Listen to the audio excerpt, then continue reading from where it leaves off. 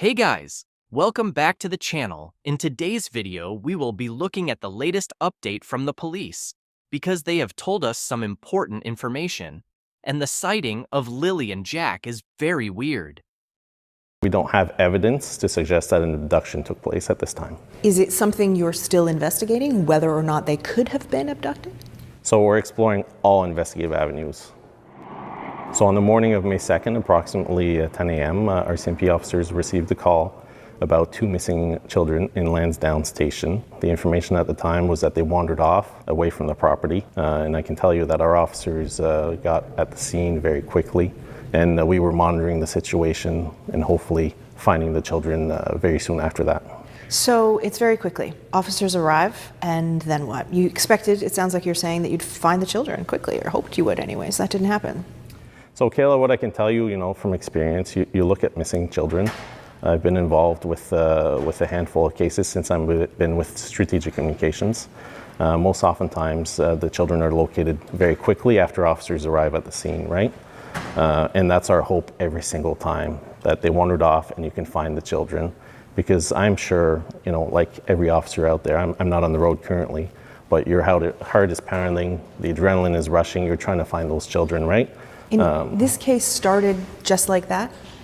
That's what you're correct. Describing, you thought you'd go there, find them very quickly? Yeah, absolutely. And our officers were nearby in an ongoing search for a kayaker that had gone missing the day prior. I can tell you I was monitoring the situation remotely, and our officers, I could tell they were getting there as quickly as possible. There are some, as you are aware, many theories out there. Some people think, well, maybe it's really just a tragic accident. Maybe they just wandered off into the woods. But you've said that it's suspicious. So at the very least, why does the RCMP view this case as suspicious? So every missing persons investigation is suspicious until it's proven that it's not. If we don't have that information to say that it's not suspicious, we have to continue to assume that it is suspicious and access those resources and tools and follow up those tips and find that evidence until we find the people that are missing. So you don't think they were abducted, but you can't find them. How do two young children just vanish?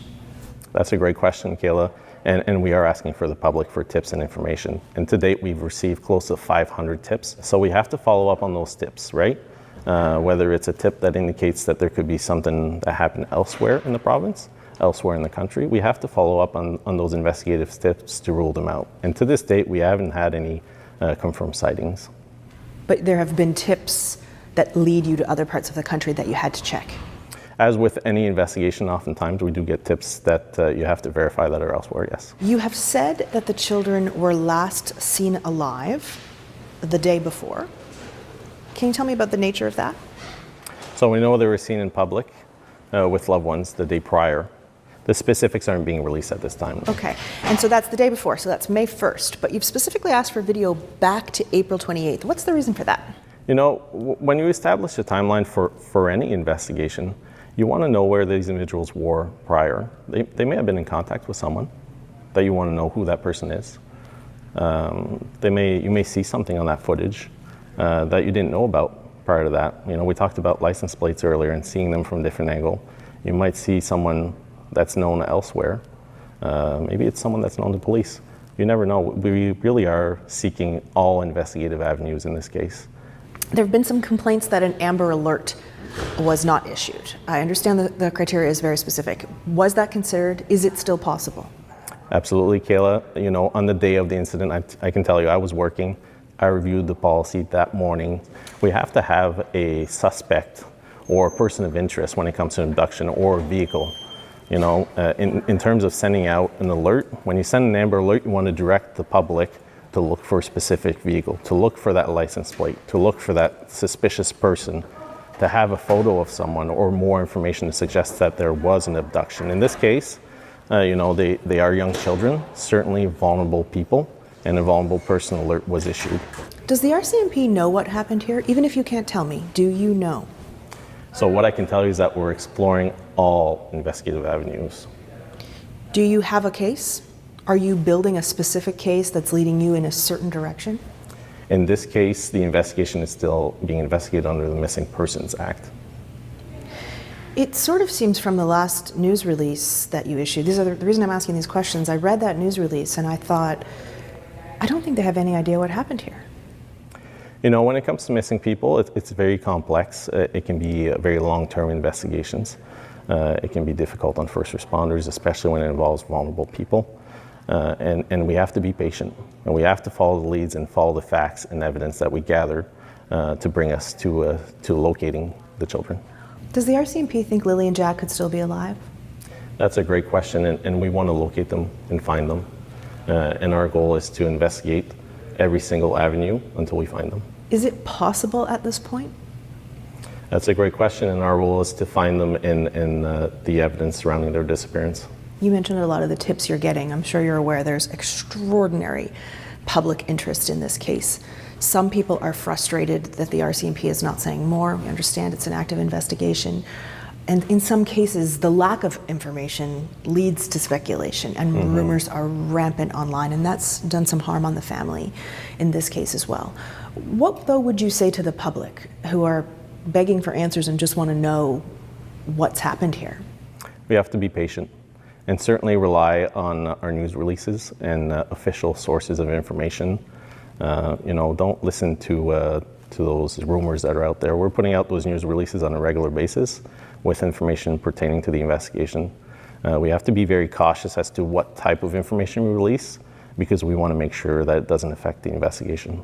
I think some people in the public are starting to wonder, is it possible that we may never find out what happened to Lily and Jack? Is that possible? I wouldn't be able to answer you that question today, but I can tell you that our investigators are seasoned. So apparently they don't have any evidence that supports an abduction taking place, and the police have been confident about this from the beginning and have even had people criticize them for not putting out an Amber Alert. So they must have some sort of idea about what is going on, but they haven't ruled anything out, which is confusing, because if they know what happened or have important information, then surely they would be able to rule out something. But instead, the police are still investigating every option. Something else that I want to speak about is the sighting of Jack and Lily on the 1st of May, because the police are reluctant to release any specific details about this sighting. But why is that? Surely there must be something important about this sighting, otherwise they would have released the details. This sounds very strange, and this is what I want to get your opinions on. What could have happened during this sighting that is stopping the police from releasing the information? Let me know what you guys think in the comments down below. But overall, we didn't get any major updates, and it seems like they aren't taking the rumors seriously, so that means we are still stuck in a position where we don't know what has happened. Unless we believe that Malaya did take Jack and Lily and give them to someone in a car. But are the police actually believing this, or following up on it? Thank you for watching. Please like and subscribe, and we will update you as we find out more.